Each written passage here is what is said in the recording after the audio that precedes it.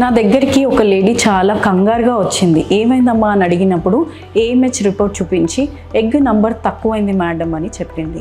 So అసలు ఈ egg number ఎందుకు తక్కువ అవుతుంది అనేది కారణాలు ఈ వీడియోలో చెప్తాను. This is doctor Kranti, fertility consultant at Hegde hospitals, Hyderabad. So ఆడవాళ్ళలో ఫిక్స్డ్ నంబర్ ఆఫ్ ఎగ్స్ తోటి పుడతారు.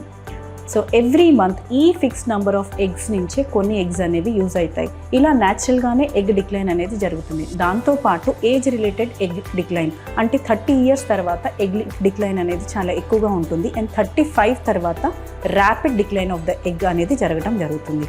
అండ్ అలాగే కొంతమందిలో family history of early menopause అంటే వాళ్ళ మదర్కి ఎర్లీగా మెనోపాజ్ రావటం, లేదా తనకే లెస్ దాన్ 30 ఇయర్స్లోనే ఎగ్స్ అన్నీ అయిపోవడం, దీన్నే ప్రిమెచ్యూర్ ఒవేరియన్ ఇన్సఫిషియన్సీ అంటాము.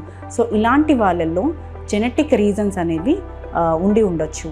నెక్స్ట్ వచ్చేసి కొన్ని రకమైన ఒవేరియన్ సర్జరీస్ లైక్ ఎండోమెట్రియాటిక్సిస్ సర్జరీ కానీ, టర్మాయిడ్ సర్జరీ కానీ, లేదా అంటే ఒవేరియన్ డ్రిల్లింగ్లో నార్మల్ టిష్యూ కూడా ఎంతో కొంత డ్యామేజ్ అనేది జరుగుతుంది. సో దీంట్లో కూడా ఎగ్ నంబర్ అనేది తగ్గే అవకాశాలు ఉంటాయి. సో నెక్స్ట్ వచ్చేసి క్యాన్సర్ పేషెంట్స్ ఎప్పుడైతే కీమో ఆర్ రేడియోథెరపీ తీసుకుంటారో ఆ రేడియేషన్ ఎఫెక్ట్ వల్ల ఓవరీస్లో ఎగ్ నంబర్ అనేది తగ్గుతూ ఉంటుంది. దాంతోపాటు సివియర్ ఎండోమెట్రియోసిస్లో కూడా ఎగ్ నంబర్ అనేది తగ్గుతూ ఉంటుంది.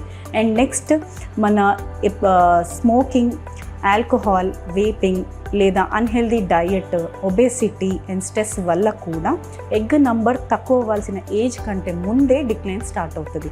సో ఈ ఎగ్ నంబర్ తగ్గుతుందా లేదా అని ఎలా తెలుసుకోవచ్చు అంటే సింపుల్ అండి, రెండే పద్ధతులు. ఒకటి serum AMH levels and next వచ్చేసి అల్ట్రాసౌండ్ స్కాన్లో ఇవి ఎంత ఉంది నంబర్ అనేది తెలుసుకోవచ్చు. Thank you.